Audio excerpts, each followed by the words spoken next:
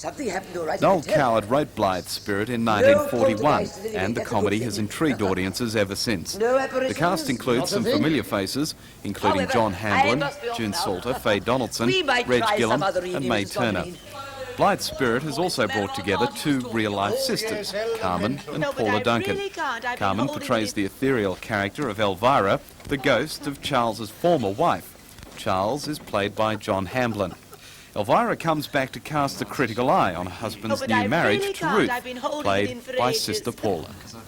I used to dream when I was little of having this opportunity to play with Carmen on the stage and to play with June Salter, and it's sort of like a dream. And I mean, I was in this theatre a while ago, and I sort of stood here for a while and looked at it, and I'm just absolutely in love with this theatre here in Newcastle. You know, we've got to make sure that it's saved, because I'm really quite emotionally affected by it. And I used to dream about performing in this theatre. It's been a long time. I've done a lot of television, so coming into the theatre like this, it really makes you appreciate. Something very special, isn't it? And a special theatre. Yeah. Yes, I mean, we're very grateful to be able to work together, because we wanted to do this for a long time, and it's very exciting of Peter Williams to have cast us, even though we're sisters in real life, as wives, of two wives of the one man. It's very clever.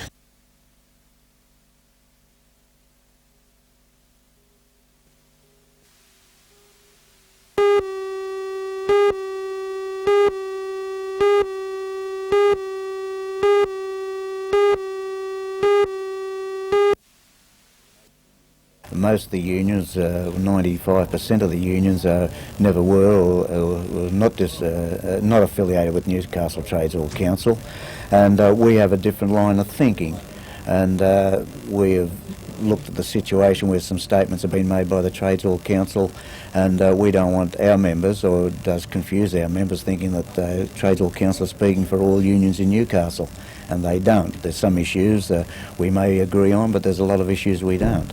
So we thought it was time that we got together as a group and collated our policies and information.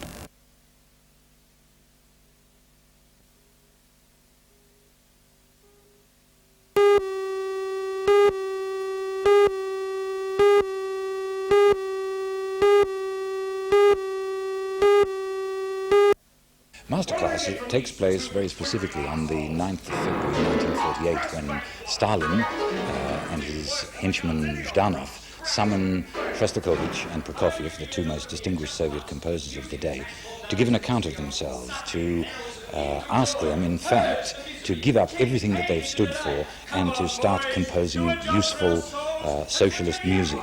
And the particular action of the play chronicles what happens when you get a clash between these four people. What's the play got that is going to attract audiences? Oh, terrific actors, apart from anything else. We have three actors, one of whom, Gary Files, who plays Stalin, has come from Interstate. We have two other actors, Mark Butler and Mervyn Drake, who are very distinguished in their own right in Sydney, who have come up to lend a hand in this production. But I think more than anything else, this is, I think, one of the best plays to have been written in English in the last 10 years. And I think audiences in Newcastle will really respond to what is, I think, the most interesting and human. It has an enormously human element. And as well, of course, being able to actually see Stalin in front of their very eyes. I think that's a very attractive element. The play runs until the 27th of June. What's the matter with you? What are you staring at? Stairs,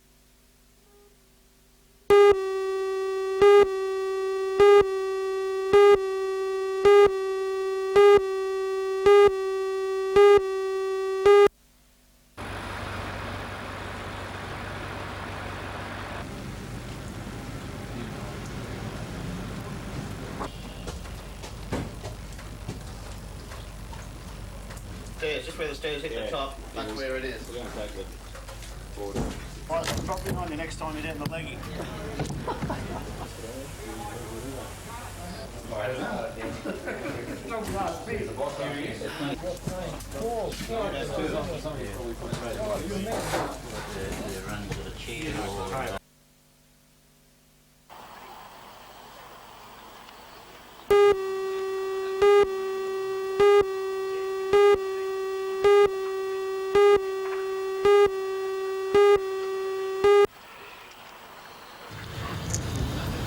It's a fair indication of just how fierce the competition will be when you consider there are 3 Australian and 13 state representatives in the field of 16 bowlers. Barry Salter, Bob Fishlock, Eve Wiltshire, Faye Craig, and current Australian singles champion Terry Baldwin are just some of the bowlers in what must be one of the best Invitation Master singles fields assembled for a tournament on the Central Coast. It's a very wide and very varied field, but some very, very good bowlers. We have Billy Hopley, who's our greenkeeper, also our current bowls singles champion of the club, and Les Jones, who's the district singles champion. So quite a good range. Yes, it's attracting a good field. It must be an important part of the bowls calendar now. It has built up. This is our 12th year, and it has built up. We're very proud of it. It certainly attracts the right type of people and the top bowlers. The Masters Singles is also a good lead-up to this weekend's State Pennant No. 2 playoffs, the final of which will be played at the entrance on Monday.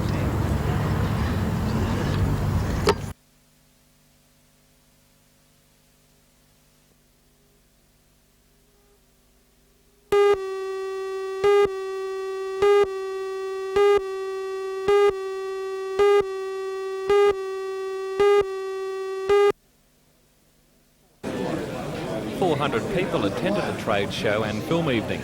Wholesalers from Sydney were there with everything from gun scopes and binoculars to high-powered spotlights and ammunition. Most expensive item on display was a Great Western Artist made in 1981. Complete with case, it's valued at $3,500. Organiser Ken Leach showed his versatility with a John Wayne commemorative Winchester. On display in the historical section was the first Winchester ever made. Dating back to 1866, it's valued at $1,000 and is believed at one time to be owned by Indians during the Wild West days. All money raised last night goes to the NBN Telethon Fund.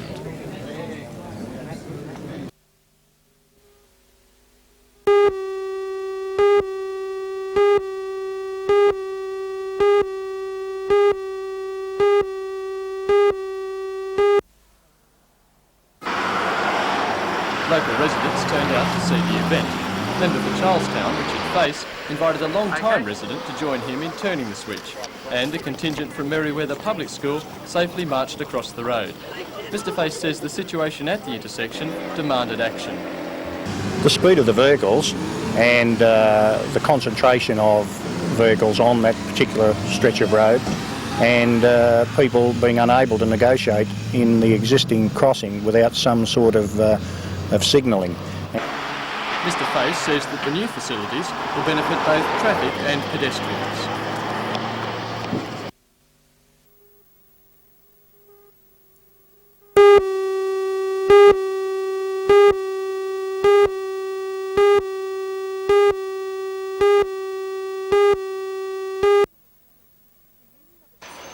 The Union of Australian Women declared June the 4th National Prices Day.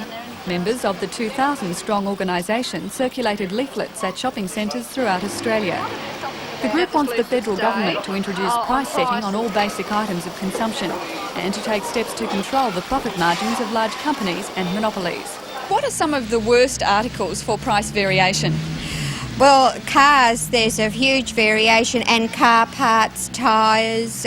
We found a big variation in paints, sewing machines, electrical appliances such as stoves. Now, you're very critical of the government, but what about the work that's being done by the Price Watch Committee? Well, we're not critical of what is being done about the Price Watch Committee.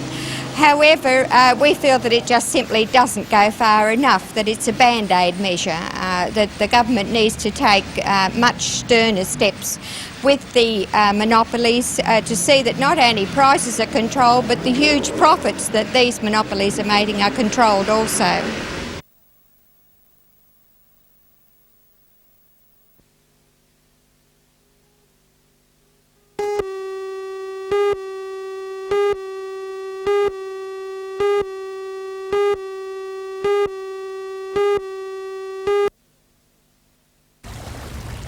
The 10-year-old Spruance class destroyer was well camouflaged against the grey morning sky as she steamed in. The USS Elliott and its complement of 300 are here on a 7-day goodwill visit and to take part in the 45th anniversary of the Battle of Midway. A handful of protesters greeted the ship at Lee Wharf. They were from the People for Nuclear Disarmament Group, Greenpeace supporters and the Wilderness Society.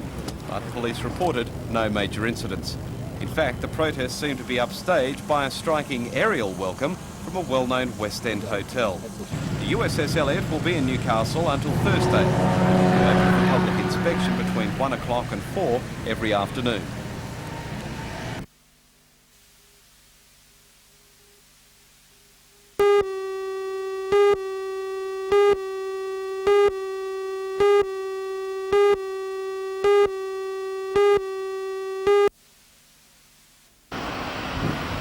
Police say the robbery was obviously well planned.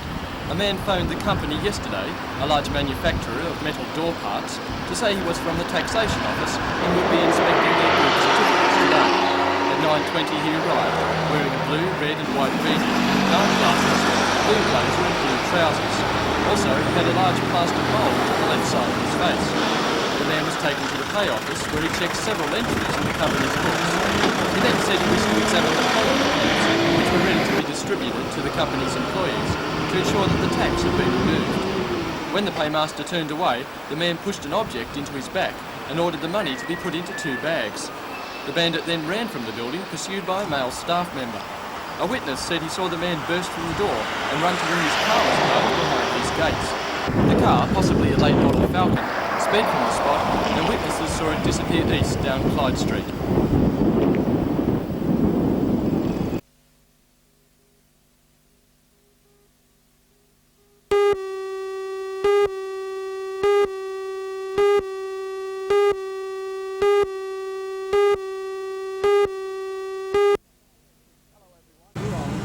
Hello everyone, in tonight's news I'll have a report on the USS Elliott which docked in Newcastle Harbour today. The destroyer and its crew of 300 are in Newcastle for a 7-day goodwill visit. For all the news, join us tonight at 6.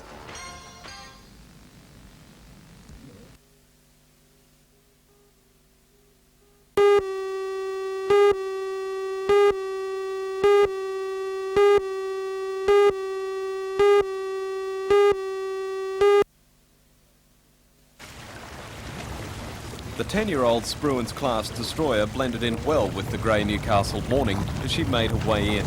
Unlike Sydney, there was only a handful of anti-nuclear protesters at Lee Wharf to greet the gas turbine-powered vessel and her crew of more than 300. The ship is known to be nuclear armed, and we are very concerned that when the ship comes into the harbour, there's no monitoring, radiation monitoring.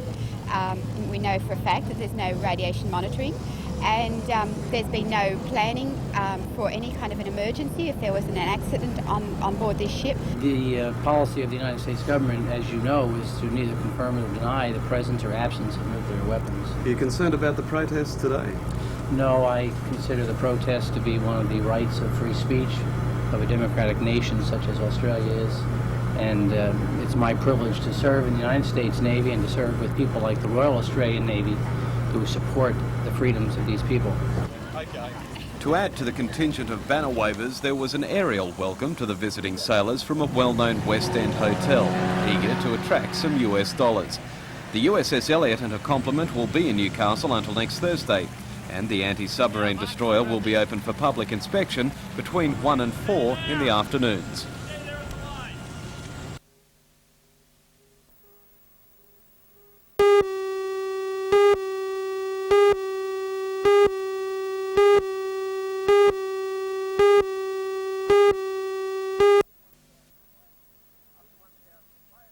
Up to 1,000 players in the 3 groups will represent some 55 associations statewide at the National Park Complex. And the Newcastle and Valley public can get to see some of the best players in Australia, like Anne Sargent, the national captain, a tall, excellent shooting player that has a worldwide reputation. And Marcia Ella, a sister of the famous rugby union players. She too is a top-class player. The Hunter Region's best will also be out to impress as they represent Newcastle, Lakeside, West Lakes, Curry, Singleton, Maitland, Muswellbrook and Cessnock associations. The tournament starts tomorrow and concludes on Monday, with most teams playing up to 20 games each.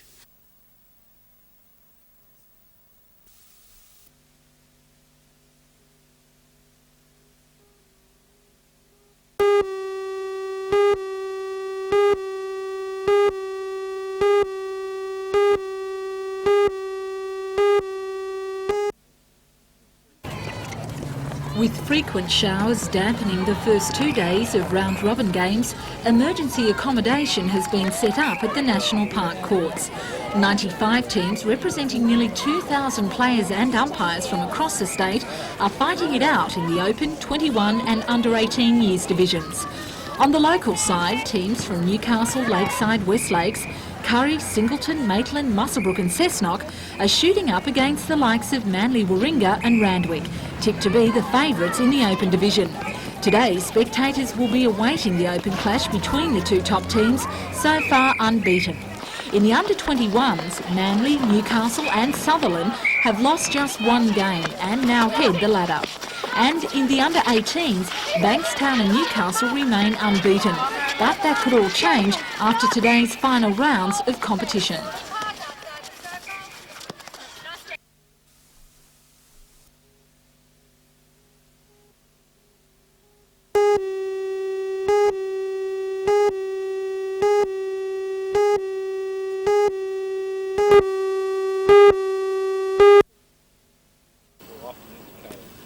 The Polar Bear Regatta at Rathmines is aptly named for this time of year.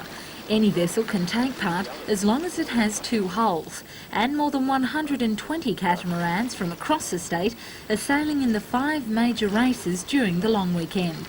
It's one sport where the intermittent showers won't interfere with competition. Meanwhile at Toronto, speedboat racing continues today. Yesterday, the Ken Waggett Memorial Race for 5.2 litre inboards was won by Alan Smith's Sydney boat Dargle. 19 races will be held today, with the main event, the Alan Hathwell Memorial, decided on the point scores from the 45 entries. And on land at Rutherford, the New South Wales Club Polo Cross Championships wound up yesterday for another year. Despite slippery conditions, 57 matches were played on the 3 fields. The overall club champions were Burradoo with 33 points ahead of Maxwell on 32. Champion horse was awarded to local Graham Wilson from Maitland on Bo Diddley.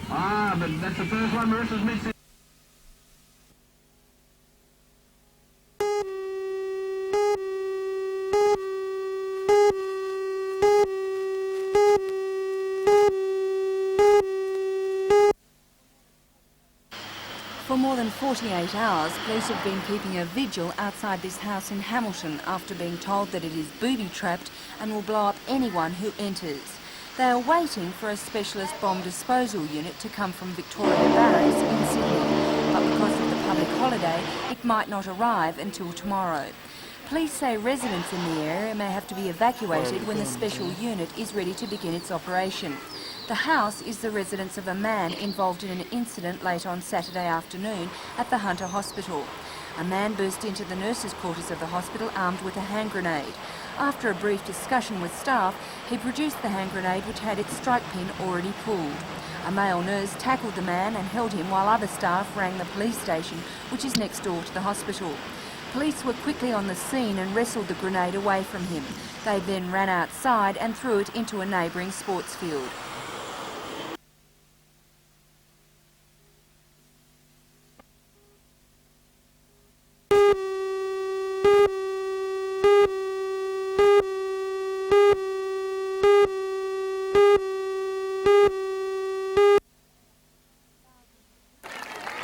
Thousands of people turned up for the final day of the New South Wales Netball Championships being played this weekend at the National Park netball courts. The weekend has seen 95 teams battling it out in a round-robin competition. Today's big game saw Manly Warringah up against Randwick for the New South Wales Open Championship. In a fast-paced game, Manly held its momentum consistently throughout the game, whereas Randwick had its lapses. At half-time, Manly led 15-8. Randwick came back with a vengeance in the second half and managed to close the gap.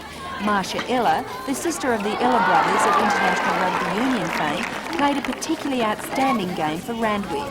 Likewise, Manly's Australian captain, Anne Sargent, who is soon to lead the Australian team to Glasgow for the World Championships, also played a superb game. Despite Randwick's strong comeback in the second half, Manly refused to be panicked and finished up winning just 2 points ahead of their rivals.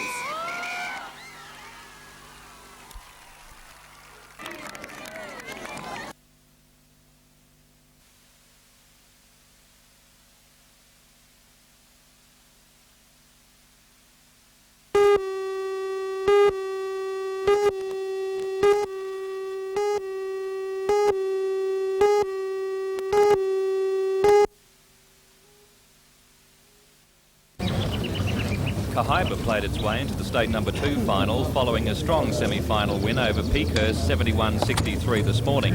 Their opponent, St Ives, made it through to the final after a close win over Armidale 73-71. With 69 ends played and 15 to go, Cahaiba led St Ives in the final 66-59, and with 1 end left, Cahaiba's lead was cut back to just 1, but they managed to hang on and win 76-74.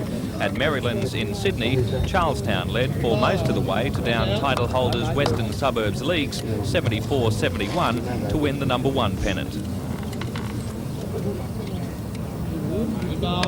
Anything inside that ball, be a shot.